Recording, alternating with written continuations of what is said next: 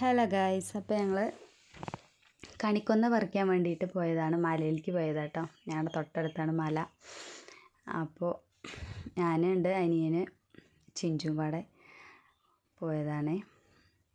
ഇപ്പോൾ മരത്തേക്ക് നോക്കുമ്പോൾ എങ്ങനെ പറിക്കുകയെന്ന് ആലോചിച്ച് നിൽക്കുന്നത്. അപ്പോൾ അവിടെ നിന്ന് ഒരു ചെറിയ തോട്ടി കമ്പൊക്കെ വെട്ടിയിട്ട് ഞങ്ങൾ തോട്ടിയൊക്കെ വെച്ചിട്ട് പറിച്ച് കിട്ടുന്നത് പോലെയൊക്കെ പറിച്ചു. പിന്നെ അവസാനം അവൻ മരത്തിലൊക്കെ കയറി കുറച്ച് കിട്ടി. പിന്നെ ഞങ്ങൾ അങ്ങോട്ടും ഇങ്ങോട്ടൊക്കെ നോക്കി ഇനിയിപ്പോൾ എവിടേക്കാണ് പോവുക പറഞ്ഞിട്ട്. അപ്പോൾ അവസാനം കിട്ടുന്ന പോലെയൊക്കെ പറിച്ചു.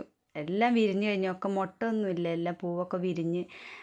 കഴിഞ്ഞ മാസം തന്നെ പൂവൊക്കെ എല്ലായിടത്തും അങ്ങനെ വിരിഞ്ഞ് കഴിഞ്ഞിട്ടുണ്ടാവും. വിഷു ആകുമ്പോഴേക്കും എല്ലാ പൂവും വിരിഞ്ഞ് പോയിട്ടുണ്ടാവും. ചിഞ്ചു ഓരോന്ന് കാണിക്കുക കേട്ടോ. കൊതുകാണെങ്കിൽ നല്ല കൊതുകാണ്, അവിടെ നിൽക്കാൻ പറ്റുന്നില്ല. കൊതുകിൻ്റെ കടി സഹിക്കാൻ പറ്റില്ല. അങ്ങനെ പറിച്ച് മരത്തിൻ്റെ മുകളിൽ കയറിയിട്ടാണ് ഓരോ പൂവ് ഇങ്ങനെ പറിച്ചിടുക. അവസാനം ഞങ്ങൾ വീട്ടിലെത്തി. കൊതുകടിയൊക്കെ കൊണ്ട് സഹിച്ച് അവസാനം വീട്ടിലെത്തി. കുറച്ച് പൂവൊക്കെ കിട്ടി.